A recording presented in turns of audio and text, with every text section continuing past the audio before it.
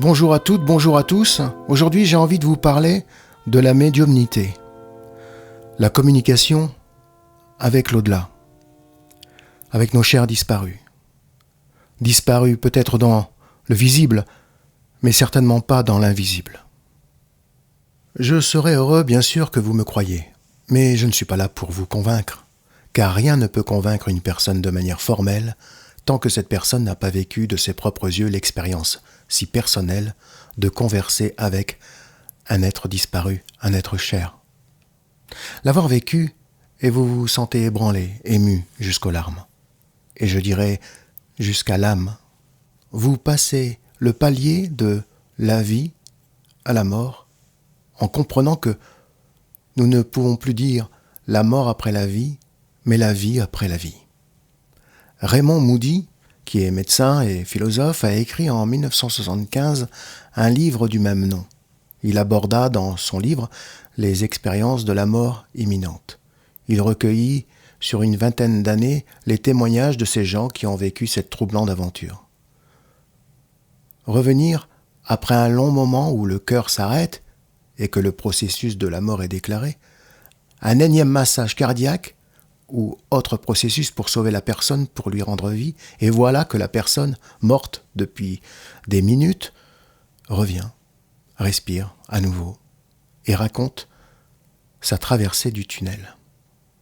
Oui, un tunnel, où des êtres disparus depuis longtemps accueillent la personne qui vient de trépasser. Puis une lumière d'amour, comme l'expriment plus souvent les personnes qui ont fait l'expérience. Une lumière si forte, mais qui ne fait pas mal. Au contraire, elle englobe l'âme, la comprend et l'aime, et l'accompagne sur le chemin du non-retour. Ce tunnel est vu par des athées, des chrétiens, des bouddhistes, donc des croyants et des non-croyants, et des personnes aux croyances différentes.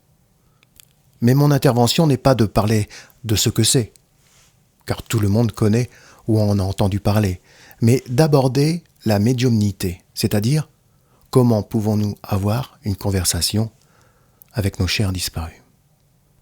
Je commencerai par rendre hommage à une personne que je n'ai pas connue intimement, mais que j'ai eu l'honneur et le privilège d'avoir pu assister à l'une de ses conférences.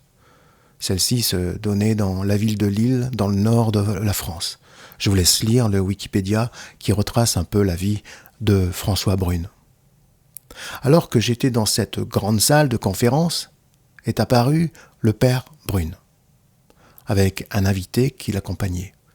Il allait nous expliquer la communication avec nos chers disparus. La personne qui l'accompagnait était un père qui avait perdu son fils lors d'un accident de la circulation.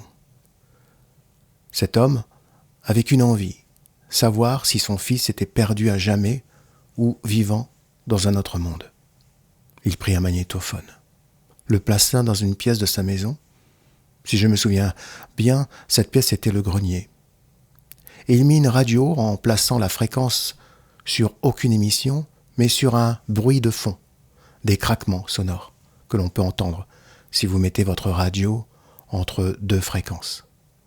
Et il mit son magnétophone sur enregistrement, puis demanda à son fils s'il était là, s'il pouvait l'entendre et de se manifester, et qu'il l'aimait fort. Il a descendu du grenier et a attendu 1 heure, le temps que la cassette audio durait. Ce qu'il a entendu lors de l'écoute était stupéfiant, émouvant pour ce père inconsolable. Son fils lui parlait. « Papa, ne t'inquiète pas, je suis bien. Dis à maman de ne pas faire un mausolée de moi dans la maison. Vivez, on se retrouvera. Je vous aime. » Son fils disparu put, au travers du bruit de fond de la radio, incruster sa voix sur la bande de la cassette pour délivrer son message. Il est bien entendu que cet enregistrement fut analysé. Et la conclusion, c'est que les mots ont bien été prononcés, mais que cela ne fut pas prononcé par des cordes vocales. Et que la bande son analogique n'a pas été touchée, retouchée, manipulée. Ce père continua des mois à communiquer avec son fils, et dans l'une d'elles, il lui demanda de le dire aux autres personnes en souffrance pour apaiser un peu les peines. C'est pourquoi il contacta le père Brune en lui racontant son histoire. Je dirais pour continuer que les meilleurs médiums sont ceux qui se trouvent dans l'au-delà. Ce sont eux qui acceptent ou qui commencent la communication. Ensuite, bien sûr, il y a des gens qui ont cette faculté plus ou moins développée à se mettre en relation avec les disparus. Mais la TCI, transcommunication instrumentale, donne une possibilité pour recevoir image ou son de la personne disparue. Que ce soit avec un magnétophone ou un autre enregistreur, qu'importe. L'écran d'un téléviseur, etc. Voici comment il faut placer les appareils en question. Déjà, pour le magnétophone, on doit enregistrer soit le silence d'une pièce sans personne dedans, soit mettre une radio proche du magnétophone, transmettant le grésillement et non pas l'émission radiophonique. Ensuite, vous écouterez au calme ce qui a été enregistré.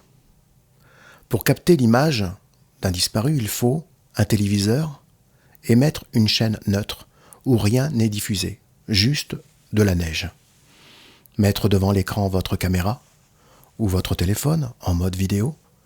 Vous n'aurez plus qu'à enregistrer, puis bien sûr, regarder la vidéo enregistrée, mais au ralenti.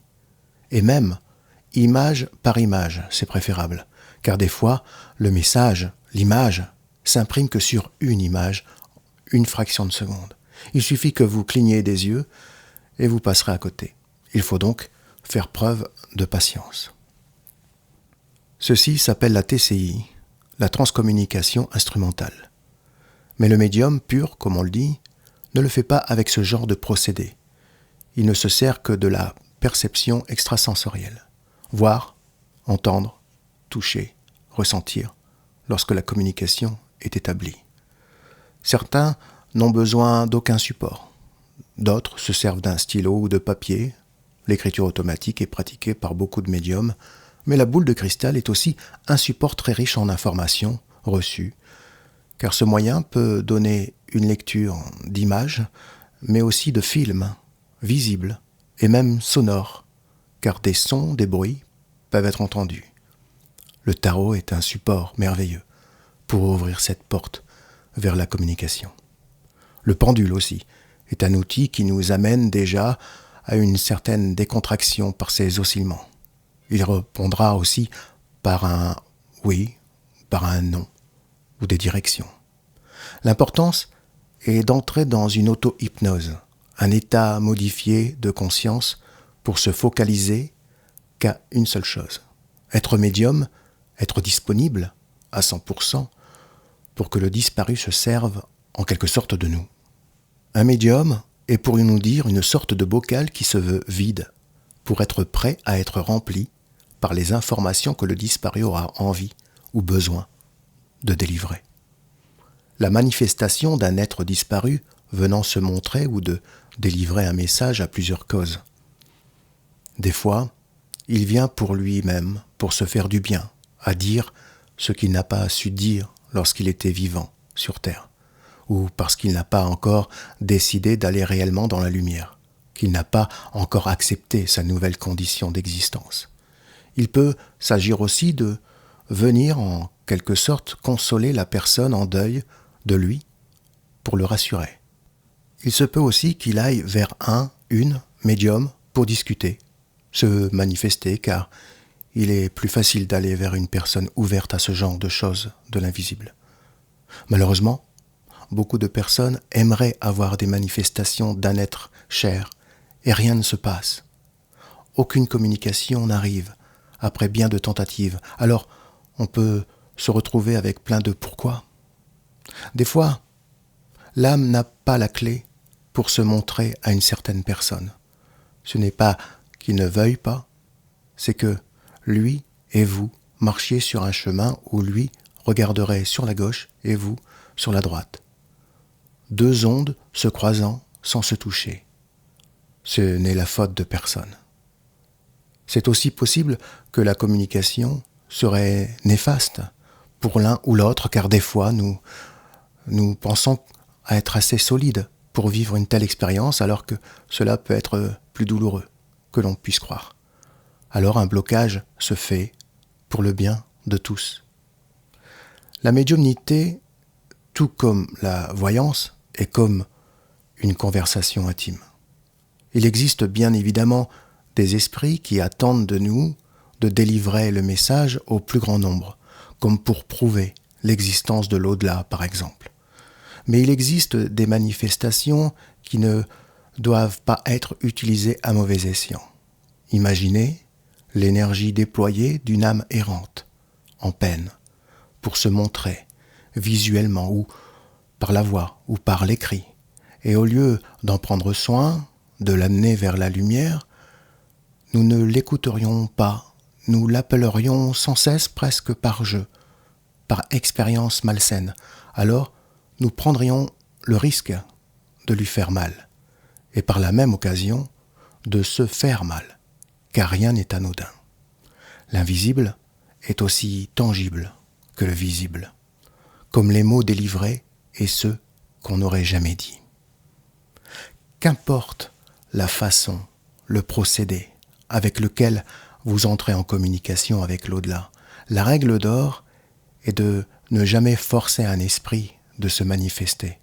Vous pouvez ouvrir votre cœur à une personne et de vous mettre dans un état de conscience modifié pour devenir un canal ouvert à la manifestation, mais ne jamais forcer sa venue.